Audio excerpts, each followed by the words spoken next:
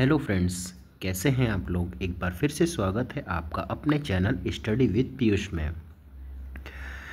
आज हम हिंदी व्याकरण से एक महत्वपूर्ण टॉपिक को पढ़ने वाले हैं, जो है वर्णमाला।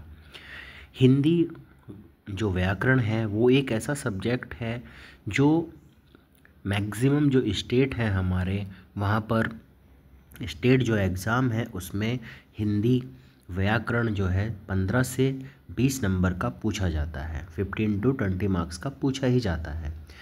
आपके किसी भी एग्ज़ाम में अगर हिंदी पूछी जा रही है तो हिंदी वर्णमाला, अगर आपको हिंदी ग्रामर पूछी जा रही है किसी भी एग्ज़ाम में, तो ये वीडियो उन सभी एग्ज़ामों के लिए बहुत ज़्यादा इम्पॉर्टेंट है। इस वीडियो में पूरी चीज़ें कवर की गई हैं। एक फ़्लो चार्ट के माध्यम से मैं आपको ये चीज़ पढ़ाने वाला हूँ। कुछ ट्रिक्स भी बताऊँगा आपको। ये क्लास देखने के बाद में दोबारा से वर्णमाला कहीं से भी पढ़ने की ज़रूरत नहीं पड़ेगी। पूरे की पूरी जितनी भी वर्णमाला है वो यहाँ पर आपको मैं बताऊँगा। आप सी टेट की तैयारी कर रहे हैं, यू टेट की कर रहे हैं, यूपी टेट की कर रहे हैं, बिहार टेट की, या किसी भी स्टेट में जो टेट एग्ज़ाम है, टीईटी जो एग्ज़ाम होता है उसकी कर रहे हैं, उसके लिए भी ये बहुत ही ज़्यादा इम्पॉर्टेंट टॉपिक है। तो चलिए प्रारंभ करते हैं वर्णमाला से। ठीक है, वर्णमाला क्या है। ठीक है, फ्लो चार्ट के माध्यम से पढ़ेंगे वर्णमाला क्या होता है।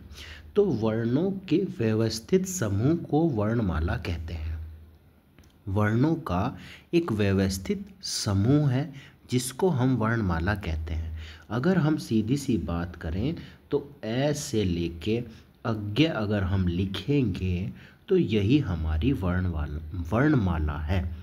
अब ए के बाद आपको आ ही लिखना पड़ेगा। ठीक है, अब ए के बाद क नहीं लिख सकते। तो इस एक व्यवस्थित समूह को ही हम वर्णमाला कहते हैं। पहली चीज़ ये आप ध्यान रख लीजिए। चलिए नेक्स्ट इसमें क्या है, भाषा की। देखिए मैंने वही इम्पोर्टेंट टॉपिक यहाँ पर लिखे हैं जो परीक्षा के पॉइंट ऑफ व्यू से इम्पोर्टेंट है और पूरी चीज़ों को कवर किया है। भाषा की जो सबसे छोटी इकाई है वो ध्वनि है। ध्वनि क्या है, एक जैसे आप बोलते हैं ना, आपने कोई भी चीज़ बोली उसको बोलते हैं ध्वनि, या फिर क्या होता है वर्ण। ठीक है, तथा जो सबसे बड़ी इकाई है वो वाक्य है, ध्वनि या वर्ण। वर्ण क्या होता है, अब देखिए। ठीक है, वर्ण क्या होता है, वर्ण होता है जैसे आपने अ से अज्ञ तक जो भी आप लिख रहे हैं इनको हम वर्ण बोलते हैं। ठीक है, इसी में जो आप बोलते हैं, मौखिक आपने बोल दिया अ, तो ये हुई आपकी ध्वनि। ठीक है, जो बोल के ख़त्म हो गई। ठीक है, लेकिन जो वर्ण होता है उसको आप लिखते हैं, आप उसको लिख रहे हैं तो वो होते हैं आपके वर्ण। ठीक है, जब आप उस चीज़ को लिख देते हैं तो वर्ण बन जाते हैं, और जब आप उसको बोलते हैं मौखिकली, आप उसे कहीं नहीं लिख रहे हैं तो वो ध्वनि बन जाती है। तो भाषा की जो सबसे छोटी इकाई है वो ध्वनि या वर्ण है, और सबसे बड़ी जो इकाई है वो आपका क्या है, आपका वाक्य है। इतनी चीज़ आपको क्लियर हो गई होगी। फिर कई बार एग्ज़ाम में ये चीज़ पूछी जाती है, डायरेक्टली ये एक आपको सीरियल दे दिया जाता है। सबसे बड़ी इकाई है वाक्य, उसके बाद उपवाक्य, फिर पदबंध आता है, फिर पद आता है, फिर अक्षर आता है। ठीक है, और ये फिर ध्वनि या वर्ण आता है। या फिर आपको इधर से ना दे के आपको इधर से पूछ लिया जाएगा, ऐसे करके इधर से आपको पूछ लिया जाएगा। ठीक है, तो ये भी आपको सीरीज इस तरीके से भी पूछी जा सकती है। तो इतनी चीज़ें आपको क्लियर हो गई होंगी। ठीक है, क्या होता है, वाक्य, उपवाक्य, पदबंध, पद, अक्षर और आपका ध्वनि या वर्ण। या फिर इधर से स्टार्ट करेंगे, पहले वर्ण आएगा या ध्वनि सबसे छोटी इकाई, फिर अक्षर। वर्ण से आपके अक्षर बनते हैं, जैसे आपने अब लिख दिया तो वो आपका अक्षर बन गया। फिर पद हुआ, फिर पदबंध हुआ, फिर उपवाक्य और फिर वाक्य। इतनी चीज़ आपको क्लियर हो गई होगी। ठीक है, अब इसमें इम्पॉर्टेंट टॉपिक होता है हमारा स्वर। देखिए बहुत ही ज़्यादा मेहनत से इस जो आपकी वर्णमाला है इसको पढ़ाया जा रहा है, ठीक है। बहुत ही मेहनत से इसको नोट्स को भी बनाया गया है, ठीक है। और आपको ये बहुत ही ज़्यादा सभी एग्ज़ामों के लिए जहाँ पर भी हिंदी को पूछा जा रहा है बहुत ही ज़्यादा आपके लिए महत्वपूर्ण रहेगी, लाभदायक रहेगी, ठीक है। चलिए, अब इसमें क्या है, आपका स्वर है। स्वर क्या होते हैं, जिसको हम वोवल्स भी बोलते हैं। स्वर वे वर्ण हैं जिनका उच्चारण बिना किसी अन्य वर्ण की सहायता से किया जाता है, ठीक है। और इनकी जो संख्या होती है वो 11 होती है। यहाँ पर 10 लिखा हुआ, 11 होती है। इसमें एक री भी आ जाता है, तो टोटल कितनी होगा इनकी संख्या, वो क्या होती है, स्वर की संख्या जो होती है उच्चारण के हिसाब से, अगर आप उच्चारण करते हैं तो 11 है, लेकिन जब आप लिखते हैं तो उनके अकॉर्डिंग 13 है। इसमें अंग और अह भी आ जाता है जब आप लिखते हैं। इनको फिर क्या बोलते हैं वो हम आगे पढ़ेंगे।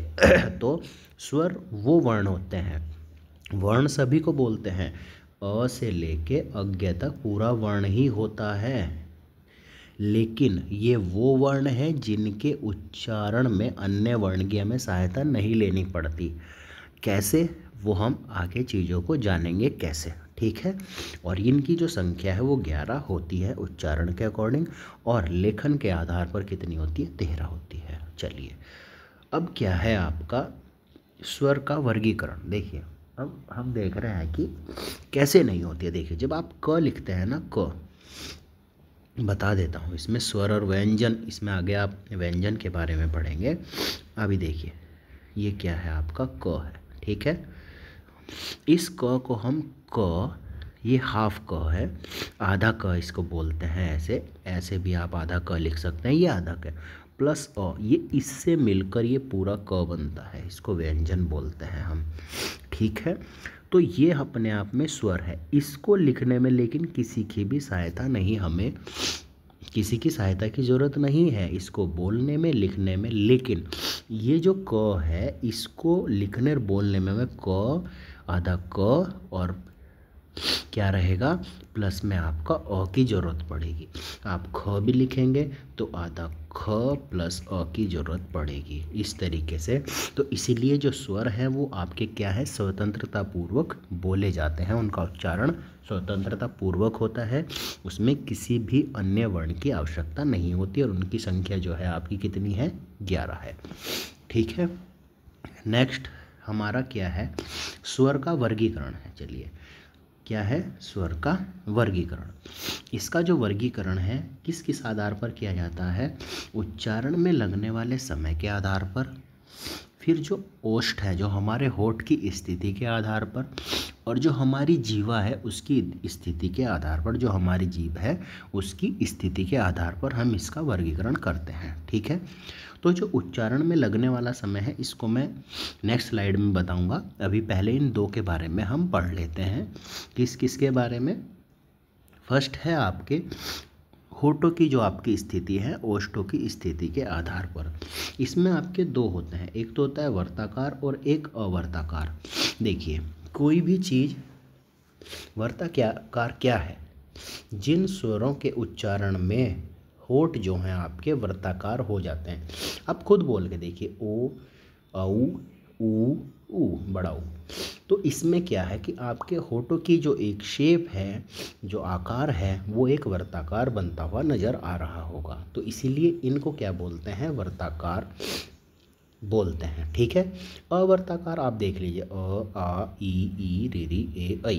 इसमें कहीं भी आपके जो होठ हैं वो शेप नहीं आ रही है जो ओ, औ, ऊ में आई। तो इसीलिए आपको क्लियर यहीं पर हो गया होगा कि होठों की स्थिति के आधार पर वर्ताकार और जो अवर्ताकार है वो कौन से स्वर हैं, ठीक है।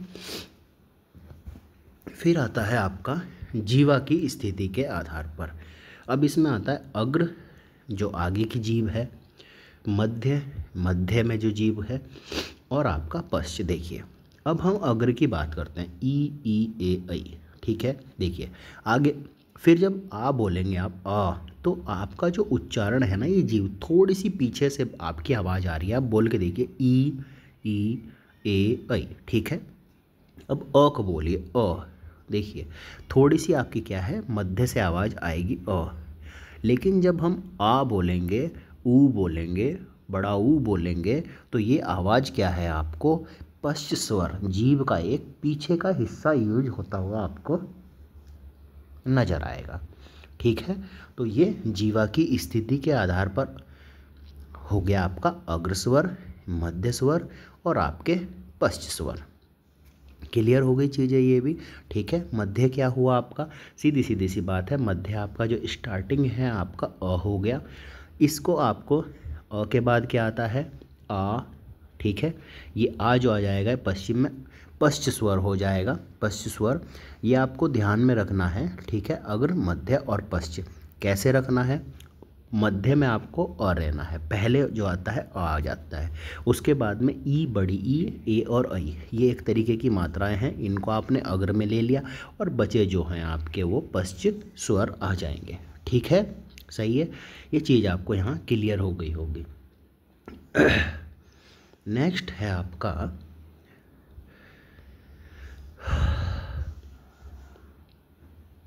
उच्चारण में लगने वाले समय के आधार पर। अब जो उच्चारण है उसमें समय कितना लग रहा है उस हिसाब से भी आपके क्या है, स्वरों को वर्गीकृत किया गया है। बहुत ज़्यादा इम्पोर्टेंट है ह्रस्व स्वर, दीर्घ स्वर और प्लुत स्वर। ठीक है, इसमें क्या है, ह्रस्व स्वर वो होता है जिसमें जो है सबसे कम समय लगता है उच्चारण में, इसे हम मूल स्वर भी कहते हैं या एक मात्रिक स्वर भी कहा जाता है। क्या, मूल स्वर, एक मात्रिक स्वर, ह्रस्व स्वर और सबसे कम समय लगता है। कौन से होते हैं, अ, ई, जो आपकी सिंगल एक मात्रा है, अ, ई, ऊ और री, ये आपके क्या है, ह्रस्व स्वर है। इनसे अलग क्या है, दीर्घ स्वर है, जिनके उच्चारण में ह्रस्व स्वर से अधिक समय लगता है। ठीक है, इन्हें संधि स्वर भी कहते हैं।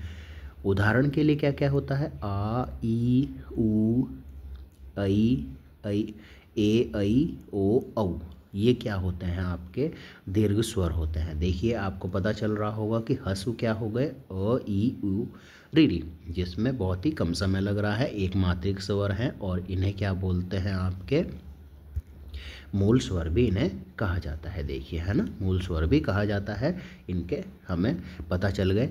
दीर्घ स्वर क्या होते हैं, इनसे जितने भी नेक्स्ट वाले हैं आपके 9, वो आपके क्या हैं, दीर्घ स्वर हैं। ठीक है ना, सॉरी 7 है, दीर्घ स्वर है ये। ठीक है, और इनको आप संधि स्वर भी कहते हैं। ठीक है, क्योंकि ये भी आ जो है अ प्लस अ से मिलके बना है, बड़ी ई किससे मिलके बनी है, ई प्लस ई से मिलके बनी है, ए किससे मिलके बना है, ए प्लस ई से मिलके बना है, तो इसीलिए इनको संधि स्वर भी कहा जाता है। ठीक है, नेक्स्ट आपका है आपका प्लुत स्वर। प्लुत स्वर क्या है, जिसके उच्चारण में आपका दीर्घ स्वर से भी ज़्यादा स्वर, दीर्घ जो स्वर है उस उनमें जो जितना उच्चारण में समय लग रहा है उससे भी ज़्यादा उच्चारण में जो समय लग रहा है वो प्लुत स्वर कहलाता है।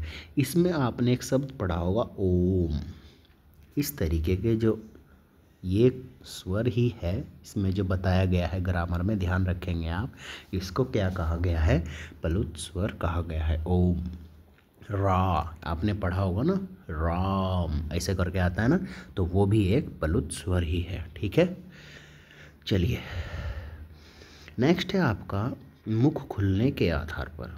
ठीक है, मुख खुलने के आधार पर कई बार हमें इसमें कन्फ्यूजन होता है, लेकिन आज के बाद आपको इसमें कन्फ्यूजन नहीं होने वाला है कि मुख खुलने के आधार पर कैसे होता है। सबसे पहले हम इसमें जानेंगे किसे, विव्रत को। विव्रत, विव्रत मतलब मुख द्वार पूरा खुला होगा, विव्रत पूरा, विव्रत पूरा खुला होगा मुख द्वार, उसको बोलेंगे आ। ठीक है, पहला इसको दिक्कत नहीं होने वाली। उसके बाद हम याद रखेंगे विव्रत के बाद सीधा हम आएंगे संव्रत पर। संव्रत आके बाद क्या आता है, ई, बड़ी, छोटाऊ, बड़ाऊ, आके बाद ये आता है, इसीलिए उसके बाद आएंगे संव्रत। दोनों हो गए, ये क्लियर हो गई। विव्रत हुआ आ, जिसमें पूरा द्वार खुलेगा। इसमें क्या हो गया, संव्रत कौन से हो गए आपके, उच्चारण काल में मुख पूरा बंद रहेगा, यहाँ पूरा खुला, संव्रत पे आए पूरा बंद हो गया। उससे आगे बाद कौन आता है, ई, बड़ी, छोटाऊ, बड़ाऊ। क्लियर हो गई ये चीज़। उसके बाद आपके आते हैं क्या, अर्ध संवृत। यहाँ पर उच्चारण काल में मुख आधा बंद रहेगा। यहाँ से संवृत से हम अर्ध संवृत पे आए, जिसमें क्या होगा, ए और ओ रहेंगे, ठीक है, सिंगल मात्रा रहेगी। उसके बाद जो बचे हुए रहेंगे वो अर्धविवृत रहेंगे, मुख द्वार जो है आधा खुला रहेगा। अ, ऐ, औ। क्लियर हो गई, ये भी आपको क्लियर हो गया होगा, ठीक है। चलिए अब देखिए, नेक्स्ट है आपका निर्नुनासिक। उच्चारण के समय वायु मुख से निकलना। देखिए अ, आ, ई, उ, ये सब क्या है, निर्नुनासिक है, मतलब नाक का उसमें कोई भी रोल नहीं है, कोई यूज़ नहीं है। लेकिन नेक्स्ट होता है अनुनासिक। जो हवा है वो नाक और मुख दोनों स्थानों से निकलेगी। अंग, आप देखेंगे मुख और नाक दोनों से हवा निकल रही है। अंग, आहा, आंख, आँख होता है ना, आंख। तो ये क्या है आपके, इनको बोलते हैं अनुनासिक स्वर और इनको बोलते हैं निर्नुनासिक स्वर, ठीक है। चलिए मेन इसमें जो है वो आपके एग्जाम्पल्स ही हैं, उन एग्जाम्पल्स को याद रखिए, ठीक है। तो 1 से 2 बार अगर आप वीडियो को देखेंगे, आपके माइंड में ऐसा बैठ जाएगा कि आपको दोबारा पढ़ने की ज़रूरत नहीं रहेगी। अगर आपको प्रैक्टिस सेट की ज़रूरत है तो मैं प्रैक्टिस सेट भी करवा दूंगा। YCT की मेरे पास में PDF पड़ी हुई है, उससे प्रैक्टिस सेट करा दूंगा अच्छे से, ठीक है। चलिए, सभी स्वर सघोष ध्वनियाँ। देखिए इसमें एक इम्पॉर्टेंट है, जो जितने भी स्वर होते हैं वो सघोष ध्वनियाँ व अल्पप्राण होते हैं।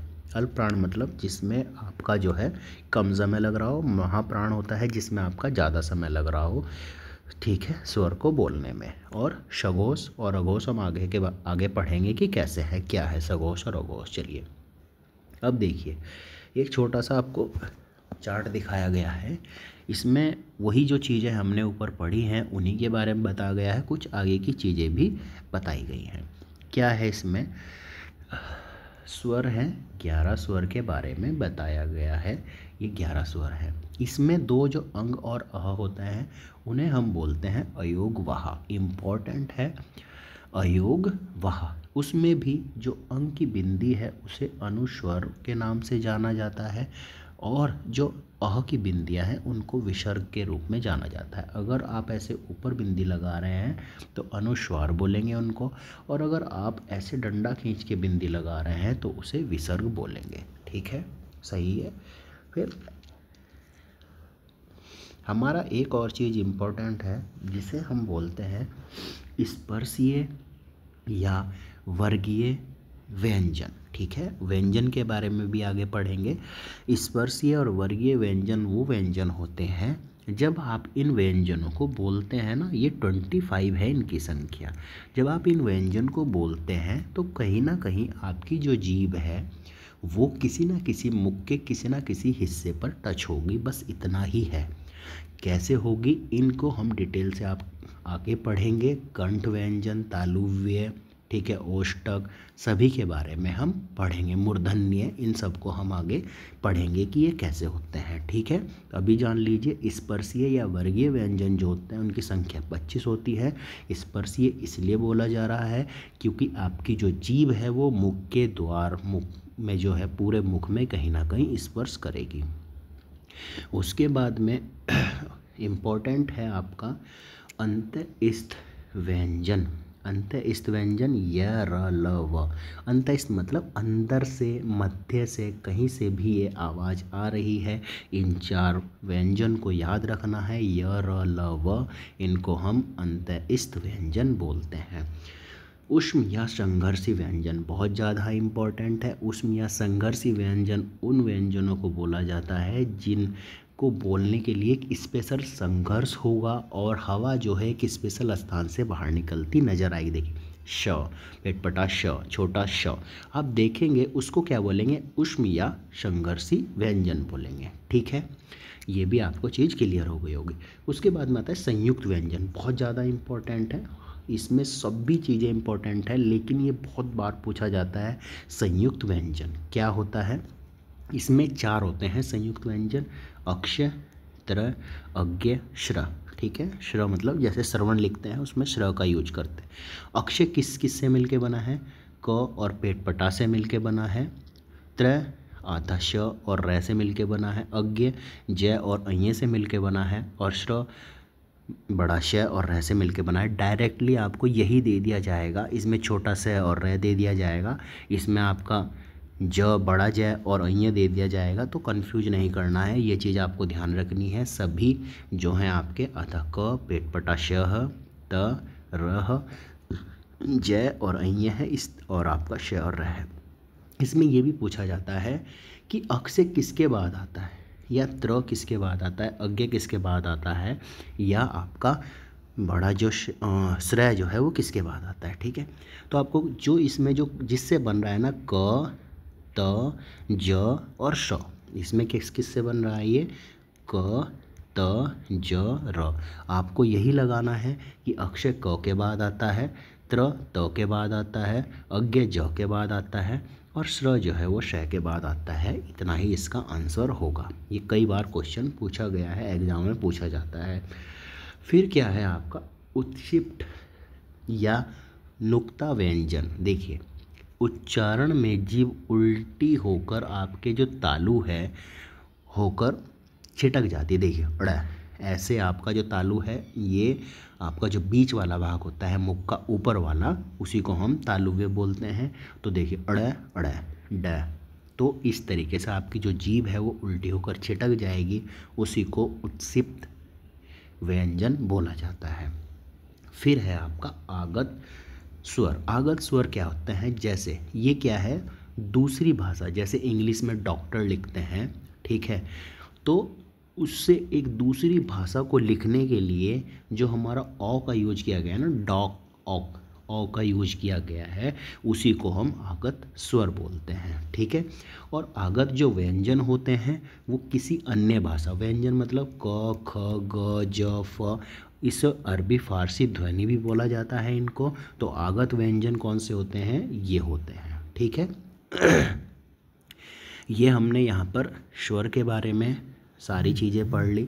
ठीक है, नेक्स्ट वीडियो में हम आपको व्यंजन के बारे में पढ़ाएंगे। वीडियो अच्छा लगा तो वीडियो को लाइक करें, चैनल को सब्सक्राइब करें, अपने दोस्तों के साथ में शेयर करें। इसी तरीके से आपको ये नोट्स की PDF भी मिल जाएगी। अगर आपको नोट्स की PDF चाहिए तो आप कमेंट कर सकते हैं, नोट्स की आपको PDF भी मिल जाएगी। नेक्स्ट वीडियो में व्यंजन के बारे में पढ़ेंगे। धन्यवाद।